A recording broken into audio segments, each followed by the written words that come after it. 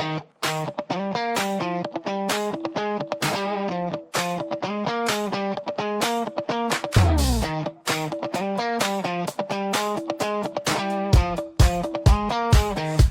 ko lang naman malaman nyo na ang isipan ko'y gulong-gulo. Nagtatanong kung susundan ko siya, dahil ang puso ko ay nabihag niya.